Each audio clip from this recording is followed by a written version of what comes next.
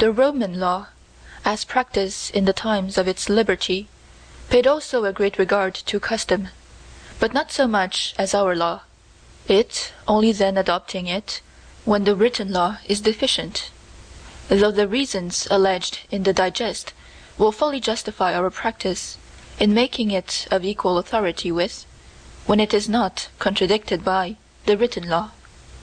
For since, says Julianus, the written laws binds us for no other reason but because it is approved by the judgment of the people, therefore those laws which the people hath approved without writing ought also to bind everybody. For where is the difference, whether the people declare their assent to a law by suffrage, or by a uniform course of acting accordingly? Thus they reason, while Rome had some remains of her freedom. But when the imperial tyranny came to be fully established, the civil laws speak a very different language. Quod principi placuit leges habet vigorem, cum populi ei et inoim omne sum imperium e potestatem conferat, says Ulpian. Imperator solus e conditor et interpres legis existimatur, says the Code. And again, sacrilegi instar es rescripto principis obviare. And indeed, it is one of the characteristic marks of English liberty that our common law depends upon custom, which carries this internal evidence of freedom along with it, that it probably was introduced by the voluntary consent of the people. 2. The second branch of the unwritten laws of England are particular customs, or laws which affect only the inhabitants of particular districts. These particular customs, or some of them, are without doubt the remains of that multitude of local customs before mentioned, out of which the common law, as it now stands, was collected at first by King Alfred, and afterwards by King Edgar and Edward the Confessor, each district mutually sacrificing some of its own special urges, in order that the whole kingdom might enjoy the benefit of one uniform and universal system of laws. But for reasons that have been now long forgotten, particular countries, cities, towns, manors, and lordships were very early indulged with the privilege of abiding by their own customs, in contradiction to the rest of the nation at large, which privilege is confirmed to them by several acts of Parliament.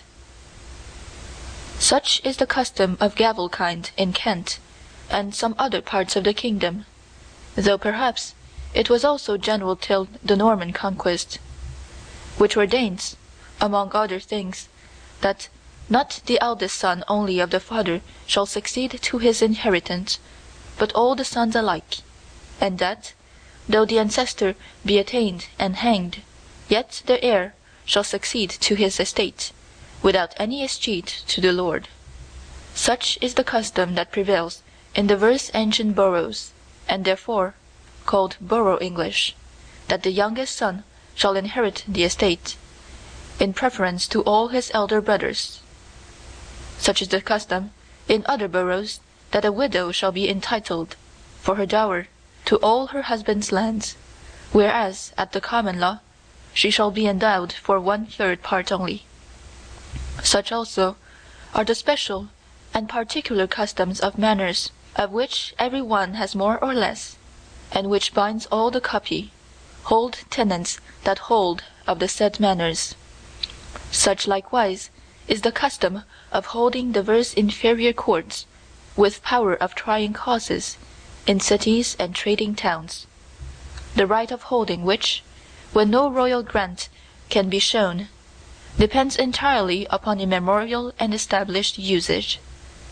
Such lastly are many particular customs within the city of London, with regard to trade, apprentices, widows, orphans, and a variety of other matters, which are all contrary to the general law of the land, and are good only by special custom, though those of London are also confirmed by Act of Parliament.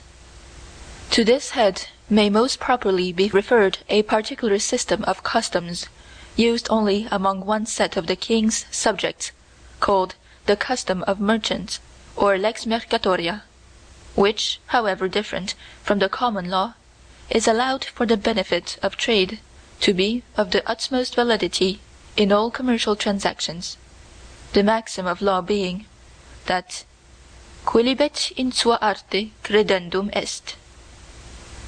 The rules relating to that particular custom regard either the proof of their existence, their legality when proved, or their usual method of allowance. And first we will consider the rules of proof. As to gavelkind and borough English, the law takes particular notice of them, and there is no occasion to prove that such customs actually exist, but only that the lands in question are subject thereto. All other private customs must be particularly pleaded, and as well the existence of such customs must be shown, as that the thing in dispute is within the custom alleged.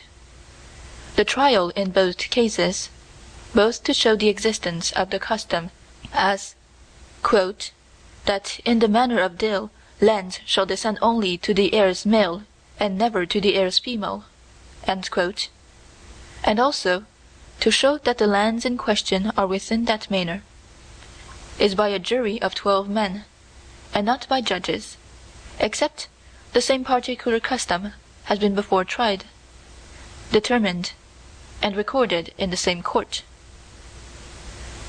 The customs of London differ from all others in point of trial, for, if the existence of the custom be brought in question, it shall not be tried by a jury, but by certificate from the Lord Mayor and aldermen by the mouth of their recorder, unless it be such a custom as the corporation is itself interested in, as a right of taking a toll, etc., for then the law permits them not to certify on their own behalf. When a custom is actually proved to exist, the next inquiry is into the legality of it, for if it is not a good custom, it ought to be no longer used. Malus usus abolendus est is an established maxim of the law. To make a particular custom good, the following are necessary requisites: 1. That it have been used so long, and that the memory of man runneth not to the contrary, so that if any one can show the beginning of it, it is no good custom, for which reason no custom can prevail against an express act of Parliament, since the statute itself is a proof of a time when such a custom did not exist. 2. It must have been continued. Any interruption would cause a temporary ceasing. The revival gives it a new beginning, which will be within time of memory, and thereupon the custom will be void. But this must be understood with regard to any interruption of the right, for an interruption of the possession only, for 10 or 20 years, will not destroy the custom.